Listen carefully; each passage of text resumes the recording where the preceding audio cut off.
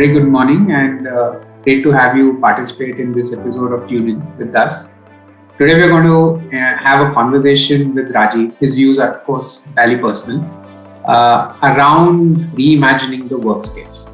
Now, the COVID-19 pandemic has not only disrupted the way we live, but also the way we work.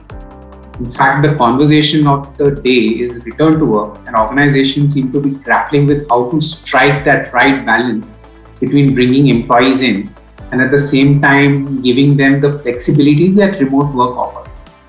So Rajeev, what do you think the future of work is going to look like, especially for the services sector? First of all, thanks for having me, Atul, and it's a pleasure always interacting with you and your firm. Diving back to the question, Atul, I think it hinges on four broad parameters, right? So let me sort of briefly take each one. So in terms of what employees want, I think most companies have done surveys of their employees, and the resounding result of those surveys is that people prefer a hybrid model. So that's what the voice of the employee is. Now coming to the second element, which is what is right thing to do from a company's perspective. So in a company like ours, which is a professional services company, not just limited to IT, we have multiple types of workforces. So each one has to be catered to according to what the requirements of that particular business is. So from our perspective, we have to weigh and balance the voice of the employee versus what is right for the business and what is practical for the business. The third big element is client requirement and clients' flexibility. And the fourth, of course, is, given the over-regulated, compliance requirements of our country, evaluating risks of new locations, right? And of course, subset of that, which is a very, very important topic, but still, I don't think any companies out there with any decision on that is working from anywhere. So you could be anywhere, right? Doable, but of course, as you know, Atul, I think it needs to be structured very well and obviously a high-risk proposition. I think, Rajeev, that's a very sort of good way of putting it across, right? How do you look at what employees are looking for and what their organizational needs are, right? You certainly can't bracket everyone into the same bucket. Most entities will start looking at some form of a hybrid work model. True. So, a very important part of this conversation, Rajeev, is the vaccine mandates. For organizations with a global presence, to apply uniform return to work policies across offices, these government mandates can become very tricky to navigate, especially because they're different. So what's your sense around this? Yeah, so I think, Atul, do we really need uniform policy? So that's one issue that needs to be addressed, right? So the requirement for our offices in US may be completely different from our delivery centers in India or in Philippines, right? There, more people may need to travel or to go to client sites, for instance, because majority of the delivery on IT on operations is happening in India and Philippines. So different sort of way of looking at each office, right? So the point, I think, Atul, is I don't think this uniform policy is necessarily important. I think it depends on business necessities more than anything else. But I think striking the right balance, which is safety with the business imperative, is where I think the answer to this question lies. Absolutely. So Rajeev, the whole, the vaccine debate, right, is a complicated one. Yeah. Now, even in India, right, you see that the central government guidelines continue to remain that vaccination is voluntary. On the other hand, they are mandating in many states that you have to ensure that your employees are vaccinated. Organizations are caught in between. And if you see internationally, a lot of the governments are also moving towards some form of mandatory vaccination. So it's a difficult call for organizations to then make. How do I balance out a personal choice of an individual to choose whether to be vaccinated or not with government mandates that expect me to ensure that I can only allow people into my office who are vaccinated? So Rajeev, the question really is from sending unvaccinated employees on leave or asking them to submit to testing or, exploring other form of disciplinary measures, right? Or maybe just asking them to stay at home.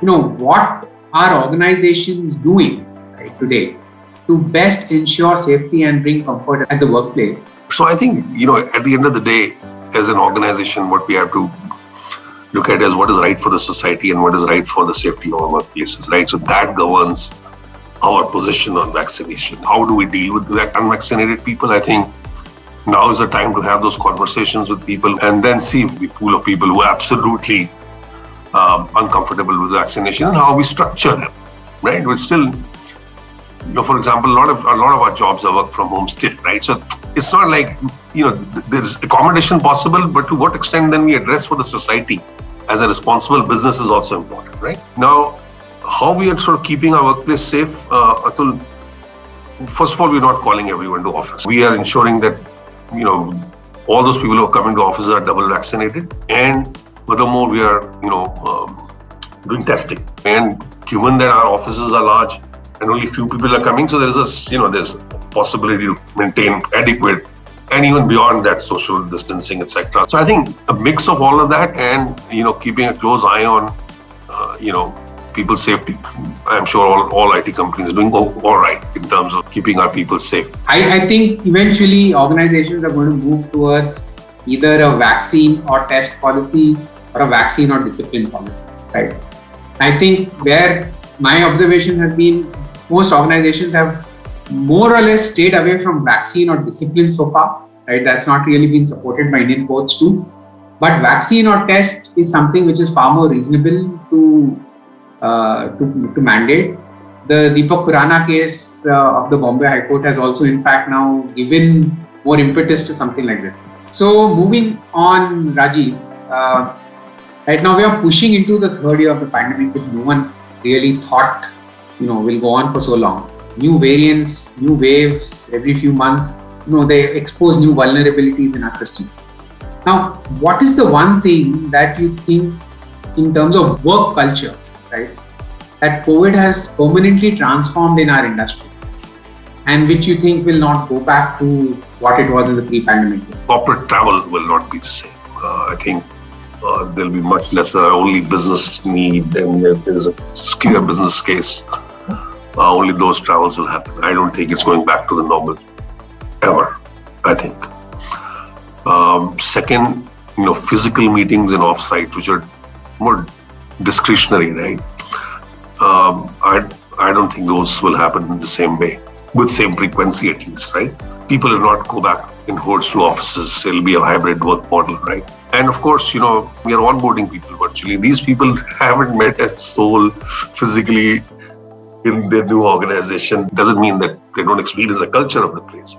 Correct. We're investing in making sure they do, but that physicalness, I think, is not going to be the same ever again. So true. I think you've hit the nail on the head, Rajeev, with this in terms of, what are the things that are really unlikely to change. I mean, I can't agree enough. I was just thinking the other day, I think it's probably time to hang up the suit in the literal sense that, all of it is now moved virtual. And the convenience of having these conversations fairly well, right, on virtual platforms is not going to go away. So Rajeev, the final point I wanted to discuss is legislation. There have been news reports about the government considering some form of a legal framework, right, on the subject of remote working. Now, what is your sense of what a proposed framework on remote working should look like? Atul, you and me often discuss this, right? As it is, we are dealing with a very complex regulatory regime here, which in any case needs to get simplified. Now we are adding to the complexity of working, allowing people to work from new locations or allowing potentially people to work from anywhere. So there's absolute need for a clearer and crisper legislation. We need to have much better clarity on what happens to workplace injury and liability of employer issues in working from anywhere or working from home. We need to have a simpler compliance framework, maybe a consistent one across the states. And then, of course, we need to always think about how we will deal with the infrastructure required to support this kind of working. We also need to address standard deduction or deductions for people, making expense because of working from home. So I hope that answers your question. No, absolutely, Rajeev. I think it does. I mean, there needs to be a comprehensive law, right, that addresses remote work, because this is now here to stay. And I personally also feel that a law like this needs to ideally recognize those obligations, right, the ones that we just talked about, will vary necessarily when an employee wants to work remotely, right, out of a location of his or her own choice, versus when an employer is mandating remote work for them, right? I think that's a very important distinction that the law needs to make and recognize. And that in itself is going to go a long way in trying to ease out the burden for organizations. Absolutely. Rajeev, this has been a fabulous conversation with you. I thank you very much for sharing your thoughts on reimagining the workspace. Yeah, it's been an absolute pleasure. Thank you for having me, Atul.